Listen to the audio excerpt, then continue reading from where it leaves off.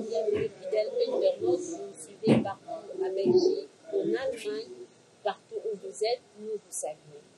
C'est mon père et moi ici. Aujourd'hui, nous recevons pour vous les docteurs Grace. Et c'est avec le docteur Grace qui est à ma droite. Avec lui, on va développer ces idées. À qui je dis déjà bonjour, docteur Grace. Bonjour, Madame Léonce. Vous allez bien? Tout doucement par la grâce de Dieu. Ah oui, Dieu nous fait grâce. C'est tout ça. Oui, docteur Grace, aujourd'hui, on va parler de la sexualité. C'est un sujet qui fait couler la salive. Plein de jeunes parlent de la sexualité, mais ils ne comprennent pas la sexualité, c'est quoi. Alors que la sexualité englobe beaucoup de choses. D'abord, vous allez nous donner la définition de la sexualité, c'est quoi? Merci beaucoup, Madame Léonce. C'est une question très pertinente.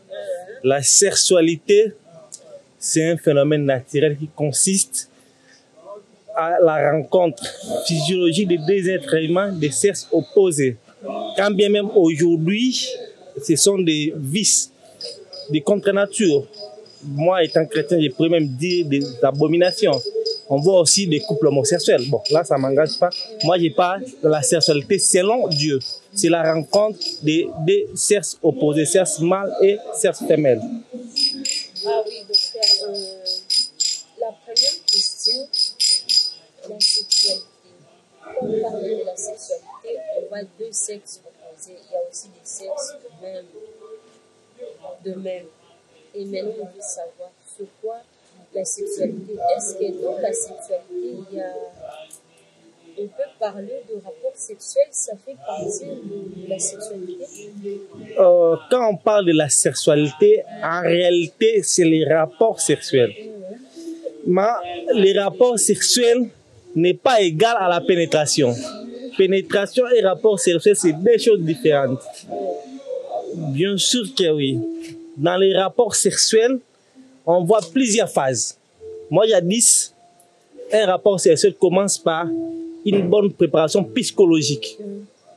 On s'aime, on se parle, on se dit des mots d'amour, nous voulons sceller notre union, notre amour. On passe à l'acte. L'acte, c'est les rapports sexuels. Après une bonne préparation psychologique vient une étape très capitale, c'est les préliminaires. Nous sommes sans ignorer que la femme et l'homme ne fonctionnent pas de la même manière. La femme atteint son désir sexuel difficilement. Il faut d'abord la préparer, la stimuler pour qu'elle sécrète et puis qu'elle soit prête pour jouer. Mais l'homme, ça pourrait être direct. Hein? C'est ça la différence. Raison pour laquelle les hommes sont tenus dans l'obligation de préparer ces êtres merveilleux qui sont les femmes. Vous avez dit le rapport sexuel, ce n'est pas seulement la pénétration. Hein? Ouais, c'est ça c'est la dit. pénétration. Quand vous dites que les rapports sexuels, ce n'est pas la pénétration, pardon, alors que le femme préfère un homme qui pénètre avec vivacité. Pouvez-vous expliquer d'abord le rapport sexuel, ce n'est pas la pénétration? Comment ça? Bon, quand on parle des femmes,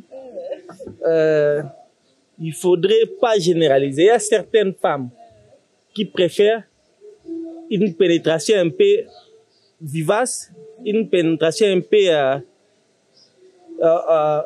virile.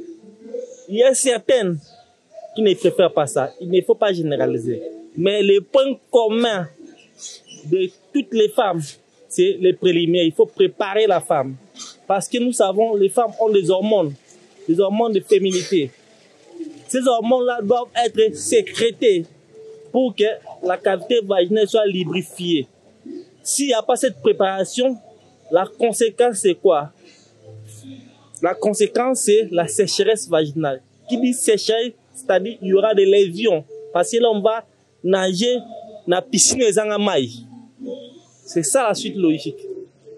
Oui, docteur, il y a encore une question. Beaucoup de femmes ne préfèrent pas une pénétration très vite, très vivante, comme vous venez de dire, alors que le femme préfère le son.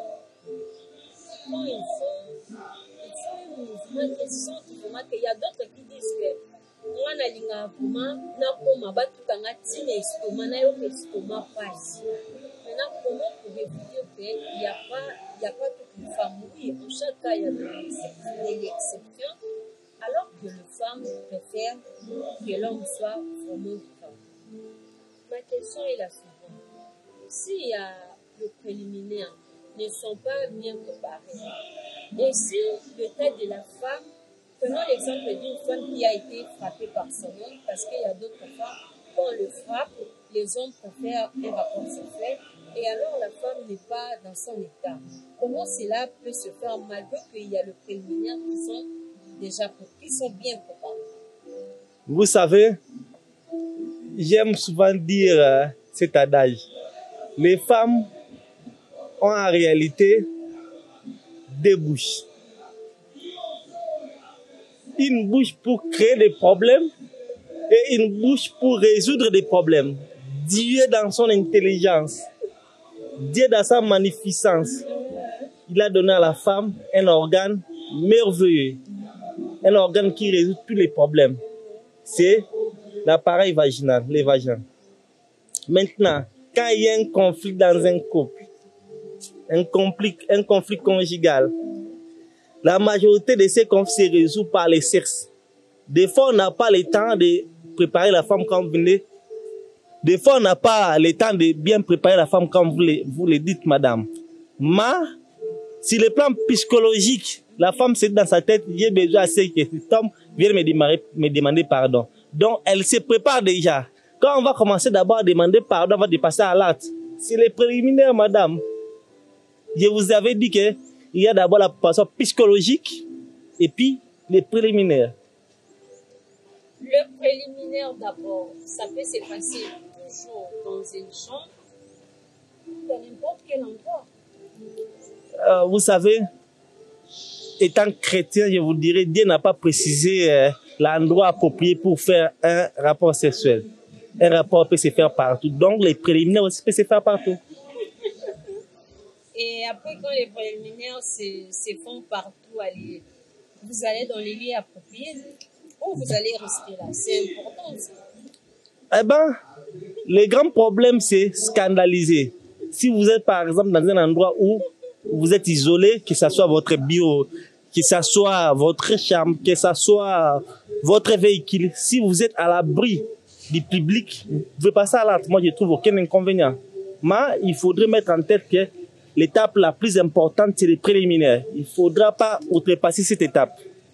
L'étape la plus importante, c'est les préliminaires.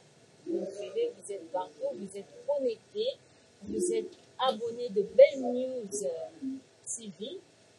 Vous me suivez. En tout cas, vous aimez cette émission. Je l'ai dit souvent, quand vous suivez Bopéto et moi, s'il ne manquez pas un stylo, un agenda, ça va vous aider. Vous savez que nous parlons de femmes et les femmes ont beaucoup de problèmes. Donc, ne manquez jamais un stylo. Nous avançons dans le docteur. Le préliminaire, pardon, nous voyons il y a des banabaïfés, comme on les appelle, hein, c'est un surnom.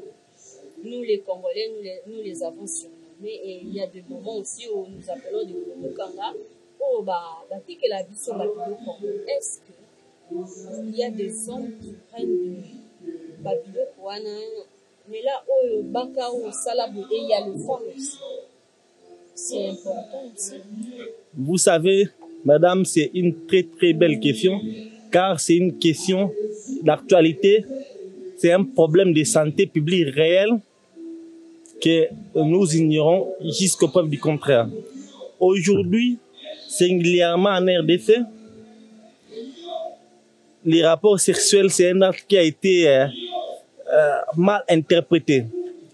Aujourd'hui, les femmes remplissent les marchés de la ville, entre autres Nga, Bazando, pour acheter des histoires pour mettre à l'intérieur. Soit disant, ces histoires-là ont les propriétés de rétrécir les vagins. Or, en réalité, ces histoires sont à la base du cancer. Aujourd'hui, les taux de cancer du col de l'utérus, les taux de cancer vaginal est revu à la hausse. À cause de ces histoires-là, mais des fois, nous sommes sans pourtant s'inquiéter. Or, c'est vraiment un problème sérieux. Raison pour laquelle je sais que les femmes me suivent à ce moment. Je conseille à ces femmes de ne pas faire usage à ces histoires-là. Oh, les bangas rompent, oh, formule magique à mettre à l'intérieur. Non, non, non, c'est pas important. Le vagin, c'est auto-nettoie. La manière dont Dieu a créé l'appareil vaginal, il s'auto-nettoie lui-même. Il a ses hormones dont il sécrète et puis il s'auto-nettoie. Il n'a pas besoin qu'on introduise des histoires pour qu'il soit resserré, pour qu'il soit, je ne sais pas moi, propre ou quoi, ou quelque chose de pareil. Là, c'est ce qui concerne les femmes. Dans la préparation aussi, comme nous avons abordé la préparation, les préliminaires aussi commencent par la femme elle-même. La femme doit être bien informée qu'elle rencontrera son amant le soir, par exemple, bien se laver, bien se nettoyer. C'est déjà un atout majeur et important. Concernant les hommes, nous les hommes, nous sommes aussi très compliqués. Aujourd'hui, on nous a trompé que dans un rapport sexuel, c'est la durée de la pénétration qui compte. C'est les premiers maçons du siècle. Les deuxièmes maçons du siècle, on nous a trompé que c'est la longueur et la grandeur de l'appareil génital mâle qui compte entre les pénis. C'est le deuxième mensonge. Ce sont des histoires que nos bourreaux, les professionnels des seins, les artères et les producteurs de films pornographiques ont créé, mis dans nos têtes pour nous dire voilà la durée compte, la grandeur de l'appareil compte. En réalité, sur le plan scientifique, toutes ces histoires-là ne comptent pas. Or, malheureusement, aujourd'hui, nous les hommes, nous peuplons les différents quartiers, communes et consorts pour aller acheter des histoires. Là, c'est vrai. On achète des histoires de Boba Maman, on achète des... Il y a plusieurs noms dont je mettais. Toutes ces histoires-là auront des conséquences à la longue. Entre autres, la dépendance, c'est-à-dire, un homme, là je m'adresse aux hommes qui me suivent, parce qu'on ne peut pas parler des femmes sans hommes, hein, car les hommes sont tenus dans l'obligation d'accompagner les femmes.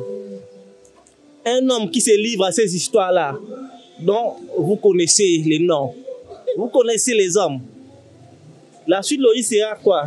Après 5 ans, 10 ans, il développera une dépendance, c'est-à-dire il ne saura pas tenir un bon rapport sexuel sans faire l'usage de ces histoires-là, les aphrodisiaques. Et puis plus tard, la dose qu'il prenait il y a 5 ans passés ne tiendra plus. S'il prenait par exemple une bouteille des aphrodisiaques, après 5 ans, 2 ans, il faudrait prendre 2 bouteilles, 3, 4, 5. Et puis plus tard, ça sera l'impuissance totale, l'incapacité d'obtenir une érection.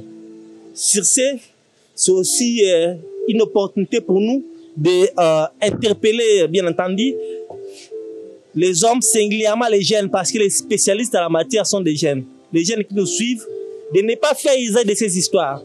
C'est néfaste. C'est néfaste pour la santé.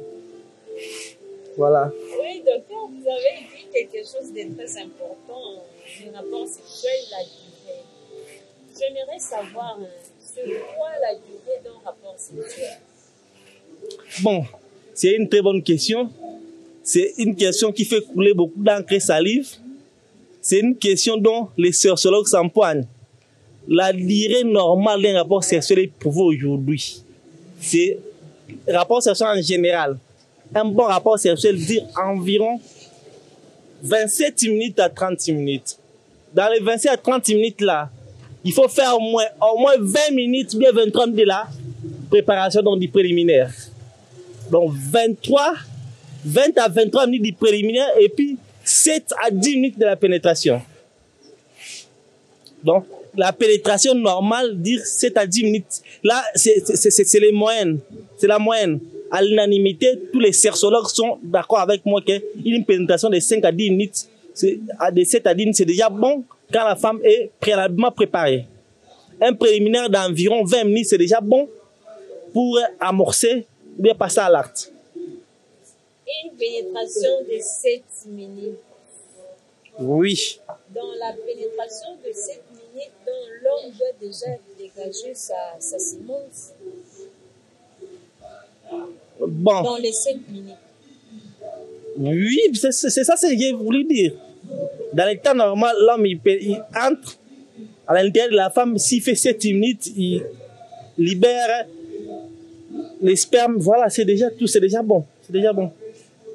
Docteur, des hommes aussi qui prennent du temps.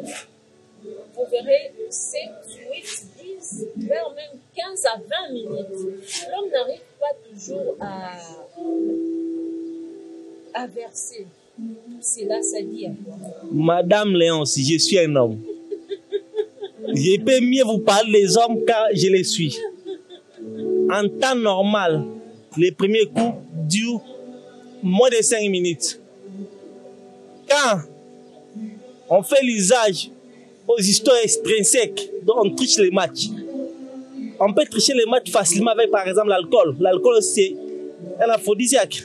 Quand on prend surtout des bières brunes, c'est alors le temps du premier coup est élargi. Les coups qui durent le moins, c'est le premier coup. Jamais une personne normale peut faire 20 minutes dans le premier coup, c'est faux. Deuxième coup, oui. Troisième coup, oui. Mais le premier coup, qu'est-ce qui s'est passé et pourrais vous expliquer en termes clairs. On s'est préparé psychologiquement. Nous sommes passés au préliminaire. Je suis déjà trop excité. Quand je passe à l'acte, c'est normal que je fasse moins de 10 minutes. C'est le premier coup. Le deuxième coup, il y a plus encore une préparation préalable. Là, je vais passer directement. Raison pour laquelle ça prendra du temps. Je ne dirais pas la majorité des hommes, mais plusieurs hommes dont les premiers coups durs, ils font usage aux histoires cachées, aux histoires cryptées. Là, c'est la vérité qu'on ne vous dit pas. On a soulevé un point, vous avez soulevé un point, la bière.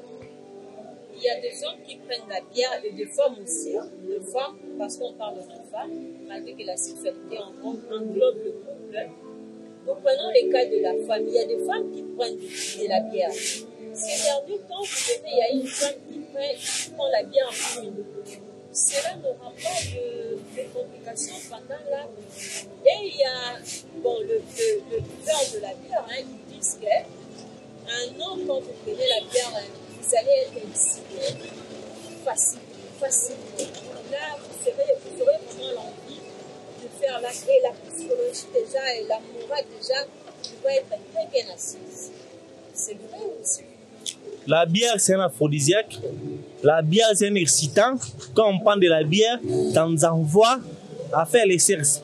Je l'ai dit souvent, si aujourd'hui, le taux de limpidicité est très, très élevé, c'est à cause de la bière. Si aujourd'hui, on soustrait la bière dans la société, vous verrez, le taux de limpidicité va chuter grandement.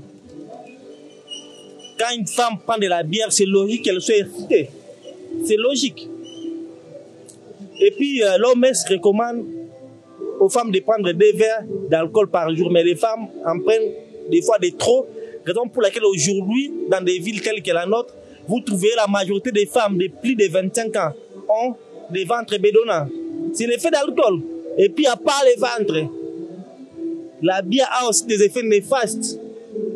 Entre autres, ça rend un peu des femmes, jadis, un peu frigides, malgré que la frigidité, c'est un terme qui a été aboli. Bon, je peux quand même l'exploiter. Que ne tenez pas hier, c'est notre devoir. On doit parler de la sexualité parce que quand on parle de la sexualité, on se la parle. Comme je vous l'avais dit au début, nous sommes avec Dr. Grace et avec Miguel qui développe ce sujet qui est vraiment pertinent. Dr. Grace, Bakuru Kanga, et il y a des astuces aussi. Le côté yango na ba réseaux sociaux parce que les réseaux sociaux aussi jouent un rôle. Le côté astuce na ba réseaux sociaux, vous verrez une femme avant d'aller rencontrer son homme dans la journée à se préparer. Vous verrez une femme, elle prend le jus du citron à tiers ou na kati ya wat et elle met dans sa partie intime. Elle te dira que non, ça pour papa jouir. Est-ce que docteur, c'est là, c'est bien aussi? Bon, pour répondre à cette question, j'aimerais donner un maxime qui est très simple. Vous savez, c'est pas les temps qu'on passe au restaurant ou à la personne qui prépare un restaurant, qui fait en sorte qu'on soit heureux d'avoir pris un bon repas. Mais c'est par contre la qualité du repas. Si la femme a déjà été utilisée à plusieurs reprises, utilisée d'une manière abusive, même si elle mettait des histoires par-ci et là, des astuces de la grand-mère consort, rien ne changera. Mais ces histoires-là pourront avoir des conséquences néfastes à la longue. C'est ça le problème. À la longue, ça pourrait la créer des maladies telles que les cancers et consorts. Les femmes ont aussi beaucoup de maladies. C'est à cause de ces histoires-là. Moi, d'avance, des fois, je regrette parce que le ministère de la Santé, notre pays, est des fois irresponsable. Il devait normalement encadrer ces secteurs-là. Parce que nous, qui sommes prestataires, nous rencontrons beaucoup de femmes avec des problèmes. Et des problèmes-là ont débuté il y a plusieurs années passées. Parce qu'il y avait une maman du quartier qui l'avait dit, pas se met dans l'appareil pour que l'homme soit retenu, pour que l'homme soit satisfait qu'on sort. La chose qui satisfait l'homme, c'est d'abord une bonne préparation, puisqu'il y a une bonne communication. C'est le premier élément. Deuxièmement, être à l'écoute, faire ce qu'il veut. Ce sont les éléments capitaux. Si les histoires là que vous dites là, les astuces de la grand-mère, retenir des hommes, satisfaire des hommes, mais les professionnels de CERS, qu'on m'a appelé prostituées, allez avoir tous les hommes. Pourquoi les hommes mariés, nous n'avons pas ces femmes-là, si réellement c'est ces histoires-là qui nous retiennent? Pour dire que c'est faux. Les professionnels de CERS, les prostituées, comme on m'appelle à Kinshasa, maîtrisent toutes ces astuces. Elles les maîtrisent. Mais elles demeurent toujours célibataires. Donc, moi, j'insisterai sur la propriété intime et non se livrer à des histoires obsolètes, entre autres, mais des histoires dans la cavité vaginale. C'est pas intéressant. C'est pas vraiment intéressant. Ne mettez rien, la propriété intime. C'est ça qui fait qu'il y a une bonne rencontre, docteur. Quel est le Libiso, Bakisinaye, il y en a plein. Pour ne pas citer les noms. Et ça est belé, vous verrez, il y a les hommes qui prennent. S'il n'y a pas de Kumukama, si, non, Kumukama. Donc, c'est alors avec le nom, le médicament que vous voulez à Libiso, et il y a aussi c'est pas ça. Wana, j'aimerais éclaircir l'opinion. Mundele Libiso à qui ici pour renforcer la sexualité, pour nos bateaux à malade. Nous avons nos papas qui ont fait par exemple avec le diabète, l'hypertension, 20 ans, 30 ans, 40 ans. Or, tu dis que la maladie, et ça a un impact réel sur la sexualité. Sur ce, ces papas, tant que tu es en Bango, tu vas évaluer quand tu as prescrit s'il y a des filles. Ils ont vendu dans combo belé la Kinshasa. Mais c'est inconcevable ce que font nos camarades à Kinshasa. Au moins un jeune garçon pour notre truquer match naé à la pharmacie en vente libre, il s'achète UCY pour nous booster sexualité. C'est inconcevable. Demain, les conséquences seront réelles. Entre autres, comme dépendant de la ville, et comme sans comprimer, à cause de un rapport sexualité. Et puis, 2 ans, on a dans les bandes, 2 ans, c'est la deuxième matakati, 2 infini aussi, m'appelle sous-souté. Au moni, à Bomi Vinae. Donc, pendant les rapports sexuels, le femme préfère, aime, pour ne pas dire préfère, le femme aime, sucer les pénis de son homme. Ouais. C'est aussi, c'est vice versa parce que il y a les hommes aussi qui sucent les femmes. Est-ce que cela, ça fait partie d'un bon rapport sexuel? Bon, étant que nous on connaît les réalités de la ville, les phénomènes là ne se fait pas seulement à Kinshasa, c'est partout dans le monde. Les dictionnaires parlent de la fellation. La fellation, c'est un rapport sexuel anal. Donc, la femme suce l'organe génital de l'homme. À Kinshasa, on parle de la pipe. Faire la pipe. Certains parlent de Koyemba la micro. Ah oui, c'est le terme. Ah, on est qui on connaît tous ces termes-là. Maintenant, sur le plan scientifique, est-ce que Koyemba la micro a un impact négatif? Les avis sont partagés. C'est aussi biblique, hein? Je parle d'abord sur le plan scientifique. Sur le plan scientifique, je pense qu'il n'y a pas un article, il n'y a pas une théorie qui interdise aux hommes, aux femmes de faire la pipe. Il n'y en a pas, je parle du contraire. Mais sur le plan religieux, certains pasteurs disent que c'est détourner la voie naturelle que Dieu a créée. Ça reste à vérifier aussi. Hein? Là, je n'ai pas été scientifique.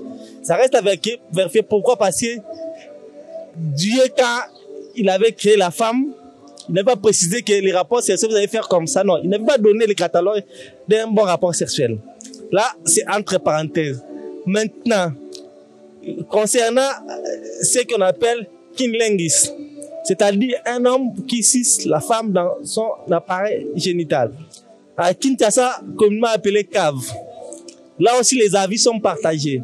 Si la femme est propre, j'insiste, si la femme est propre, je pense que si le plan scientifique, il n'y a pas d'inconvénient. Mais si la femme n'est pas propre, là, il y a des problèmes. Là, on pourrait ramasser plusieurs infections, entre autres gonocoque, chlamydia. Il y a plusieurs infections vaginales dans la bouche. Or, des infections qui sont habilitées d'être au niveau génital, si ça se retrouve dans la bouche, ça sera trop grave et puis difficile à traiter. C'est ça l'inconvénient. La raison pour laquelle les kinlingis cavent, pour les faire, il faudrait d'abord insister sur la propriété de la femme. C'est un élément capital important. Mais, il ne faudrait pas aussi ignorer que nous sommes chrétiens. Étant chrétiens, toutes ces pratiques-là sont interdites par nos pères spirituels et non par la Bible. Hein? Mon pasteur, par exemple, quant à lui, il trouve ça un peu pas propre, pas trop propre. Mais si ton partenaire insiste, parce que les rapports sexuels, c'est l'affaire des deux personnes. Si ton partenaire insiste pour qu'il ait du plaisir, il faut les faire. Je vois aucun mal, parce que la chose la plus importante que nous devons conserver, c'est les couples. Nous arrivons presque à la fin. Qu'est-ce que les internautes, les femmes en général, peuvent retenir de la sexualité? Bon, c'est que nos amis internautes, les femmes qui nous suivent à ce moment, doivent retenir la sexualité. La sexualité, c'est un domaine vaste. C'est un domaine qui a été mal vendu. C'est un domaine dont il y a beaucoup de mensonges. La sexualité est complexe. Dans la sexualité, nous avons plusieurs phases. Ce n'est pas seulement la pénétration. Nous avons d'abord une bonne préparation psychologique dont les deux partenaires doivent se parler, doivent être d'accord, de passer à l'acte, bien entendu. De deux, nous avons les préliminaires qui est très, très important. Jadis, la phase la plus importante de la sexualité, d'un rapport sexuel, bien entendu. Après les préliminaires, qui normalement doivent durer 20 minutes ou plus, ça dépend d'une personne à une autre, mais au moins 20 minutes. Et puis, la troisième phase, c'est la pénétration. La pénétration, quant à elle, c'est une phase qui ne dit pas quoi, 7 à 10 minutes, c'est déjà bon, mais les artères, les commandos, ils peuvent aussi faire comme ils veulent. On ne peut pas les imposer à faire comme nous voulons. Là, ça sera aussi péché contre la science, bien entendu.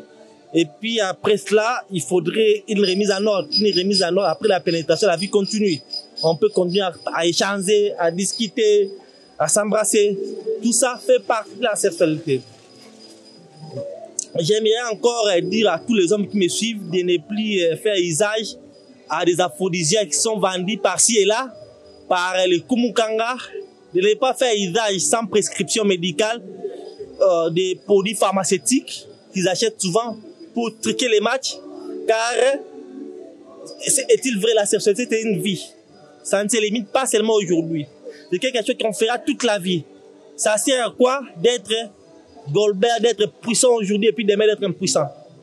Mieux vaut être modéré aujourd'hui et demain ainsi que toute la vie. C'est mieux. Concernant les femmes, ça ne tient à rien. Détrompez-vous, il y a une histoire qui rétrécit l'appareil, qui restaure la virginité qu'on sort. C'est de la fausseté. Ça n'a rien à voir avec la réalité.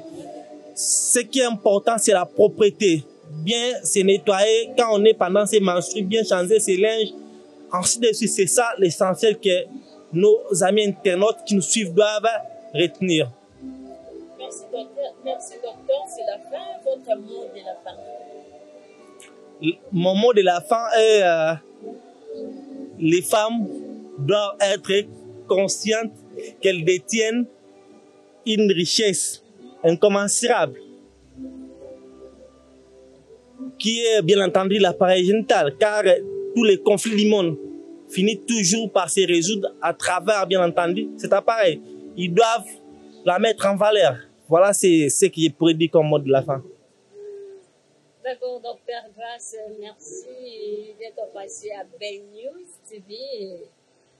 Vous avez suivi le docteur Grace. Il a été clair, il a expliqué la femme à deux bouches. Il y a une bouche plus raisonnée et il a aussi précisé que n'allez pas voir les Kumukama. Ne faites pas trop de zizanie. Ne zizanie pas parce que le rapport sexuel ne demande pas trop de macabodélés, de choses de faire. Le préliminaire doit être et la morale aussi. Vous savez, sur les cartes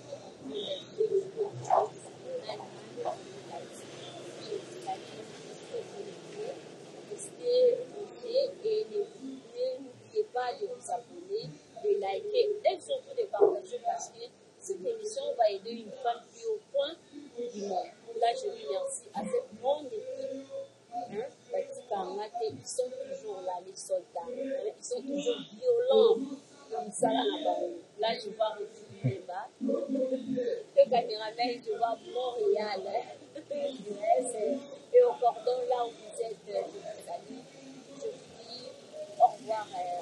Quant à moi, je vous verrai la prochaine fois avec un nouveau numéro.